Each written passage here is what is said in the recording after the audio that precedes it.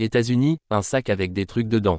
Voilà comment Donald Trump définit le mot « grosserie », les « courses » en français, un terme qu'il n'a cessé de répéter durant toute sa campagne.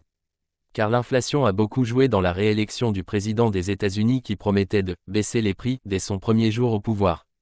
Un an après son retour à Washington, Donald Trump a-t-il rempli sa promesse numéro 1 ? On est très, très loin de la promesse de campagne dans les réalisations. Non seulement les prix ne baissent pas, mais il y a une persistance de l'inflation, analyse auprès du HuffPost Thérèse Rebière, économiste et professeure des universités au Conservatoire national des arts et métiers, CNAM. États-Unis, un mois après, le « shutdown » va cette fois pénaliser directement les Américains. Les derniers chiffres de l'inflation, publiés en octobre, montrent que la hausse des prix sur un an est de 3%, comme vous pouvez le voir dans la vidéo en tête d'article.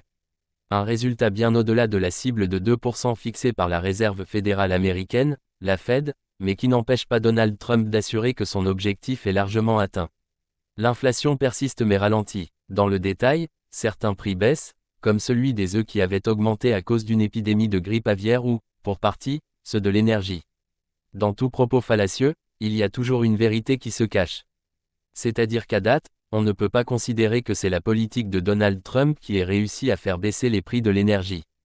Il y a une partie des prix de l'énergie qui diminue mais, inversement, sur le dernier mois, on a une augmentation des prix qui est assez importante sur le gazole, et d'une manière générale sur les énergies fossiles, relativise l'économiste. De plus, les prix de l'alimentaire continuent à augmenter de 0,2% sur le dernier mois et de 0,5% sur le mois précédent. Signe que l'inflation persiste mais tend à ralentir. Et ce, alors que les économistes prévoyaient bien pire, notamment en raison des droits de douane imposés par Donald Trump. Mais Donald Trump et son administration ne sont pas pour autant tirés d'affaire, selon Thérèse Rebière, les entreprises ont fait beaucoup de stocks pour faire face à l'augmentation des tarifs douaniers, à la fois au mois d'avril mais également au mois de juillet, alors qu'ils ont été mis en place de manière effective au mois d'août. Donc, en réalité, l'impact sur les prix de la guerre commerciale ne se fait pas encore ressentir pleinement auprès des consommateurs, précise-t-elle.